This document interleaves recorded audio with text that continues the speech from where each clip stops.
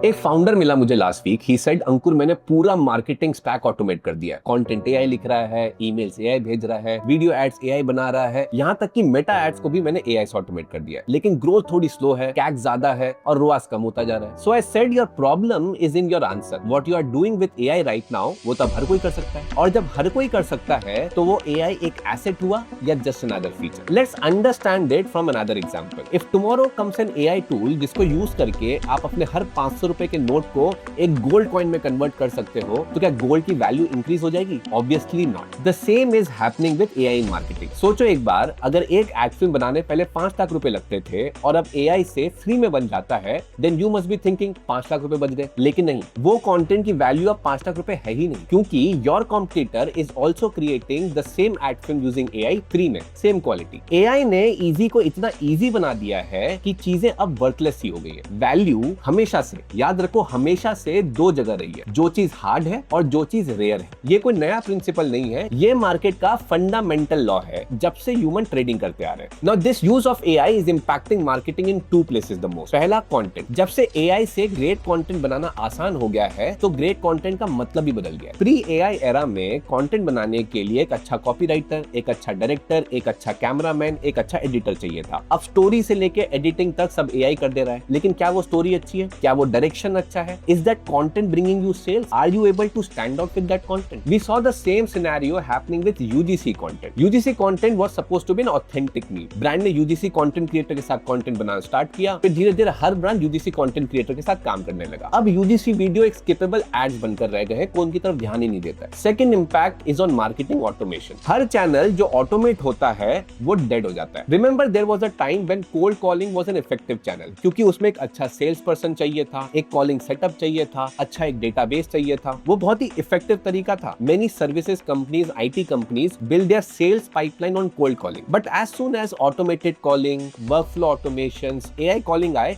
लोगों ने फोन ही उठाना बंद कर दिया। Remember how many times you disconnect a call from an insurance और a loan company. Now comes the question, if AI is making marketing and building so easy, how to bring in that differentiation which makes your business rare and valuable. इसको 2 example से समझते हैं। पहला example whole truth का। शशांक मेहता और रचना अग्रवाल ने healthy snacks में enter किया जब मार्केट में योगा बार, राइट बाइट सब थे। उन्होंने एआई से पैकेजिंग डिजाइन नहीं करी, उन्होंने एक हार्ड चीज करी, रेडिकल ट्रांसपेरेंसी। हर इंग्रेडिएंट का सोर्स बता दिया, बैक ऑफ पैक में कोई जार्गन नहीं, इंग्रेडिएंट का नाम डाला। ये करना मुश्किल है क्योंकि इसमें करेज चाहिए अपनी रेसिपी को एक्सपोज करने की, कस्टमर से क्रॉस क्वेश्चन आने की। लेकिन उन्होंने ये मुश्किल चीज करी। The brand stood out and आज होल ट्रुथ की स्ट्रैटेजी बहुत सारे ब्रांड्स फूड सेक्टर में कॉपी कर रहे हैं और होल ट्रुथ का रेवेन्यू 200 करोड़ के पार जा चुका है। दूसरा एग्जांपल देखते हैं लेंसकार्ट का। पीयूष बंसल को पता था ऑनलाइन आईवीआर सेल करना विद टाइम इजी हो जाएगा, तो उन्होंने एक हार्ड चीज करी, ऑफलाइन स्टोर्स खोले, फ्री आई चेकअप्स लॉन्च किए, अपना खुद का मैन्युफैक्चरिंग सेटअप किया। ये सब slow,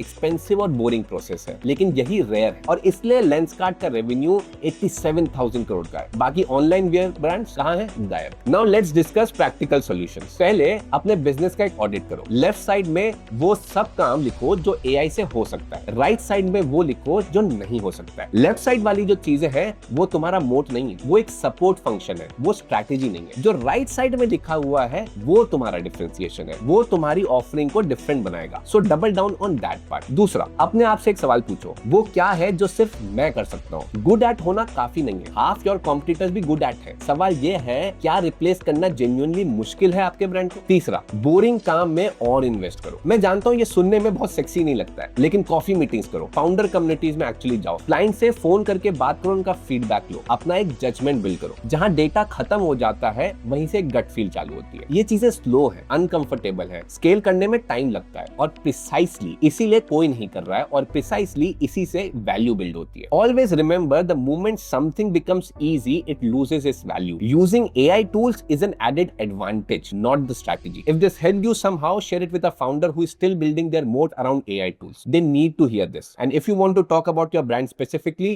drop in the comments below. I'll reply myself.